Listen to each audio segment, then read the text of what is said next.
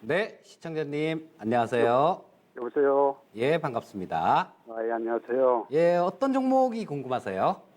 칩스앤미디어. 아, 칩스앤미디어요. 네네, 9,900원에 20%입니다. 9,900원에 20%요. 예. 자, 요거를 어떤 이유로 매수를 하셨을까요?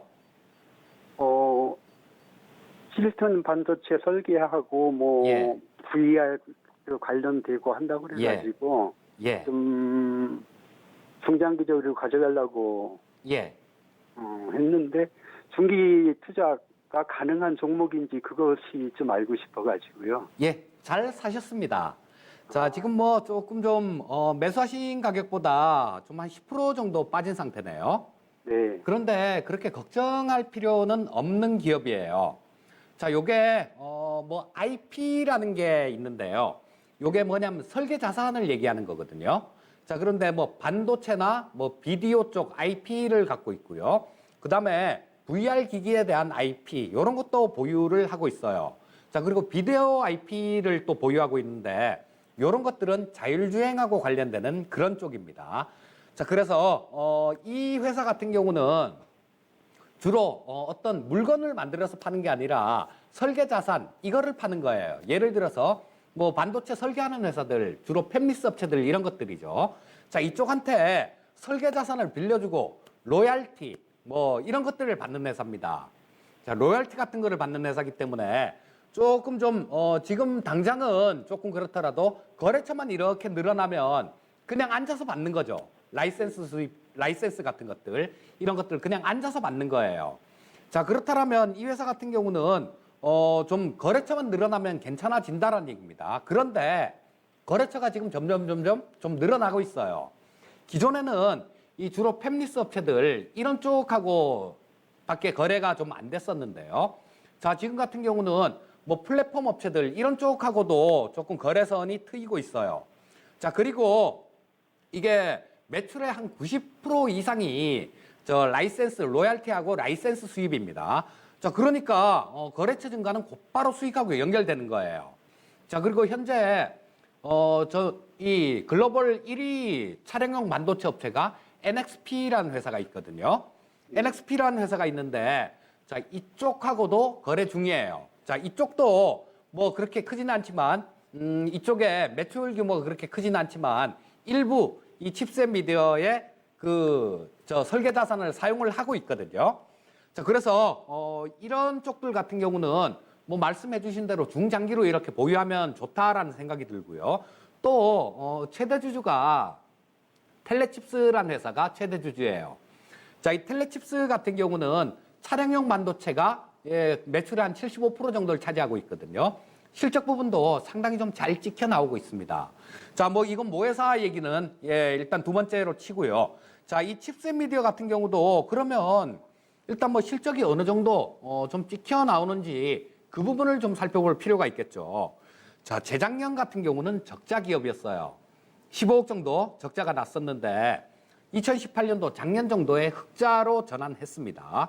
그리고 올해 같은 경우는 작년보다 매출액 영업이익이 조금씩 이렇게 늘어나고 있는 구조예요. 그리고 새로 거래처들도 좀 늘어나고 있고요. 자, 뭐 가장 좀 주목받는 부분이 자율주행 관련되는 부분이다라고 볼 수 있는데요.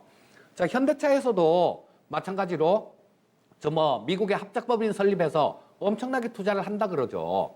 자, 2024년도까지 레벨 4 단계의 자율주행, 그리고 2030년도까지 레벨 5 단계의 자율주행을 시행하겠다라고 얘기를 하는데, 이 레벨 4 같은 경우는 어떤 수준이냐면요. 사람이 운전을 안 해도 돼요. 나는 그냥 가만히 있으면 차가 그냥 목적지를 이렇게 해놓으면 지가 알아서 가는 겁니다. 물론 가는 중간에 막히는 길 자기가 다 피해서 갈 거고요. 자, 사람은 여기서 할 일이 긴급 상황에만 관여를 하면 되는 게 레벨 4 수준이에요. 자, 그리고 2030년까지 뭐 레벨 5까지 뭐 이렇게 할 계획이니까 이 차량용 IP, 비디오 IP가 이 회사가 갖고 있는 비디오 IP가 이 자율주행하고 관련되는 겁니다. 자, 그러면 지금 현재 상태에서 뭐 재무구조 같은 경우는 괜찮아요.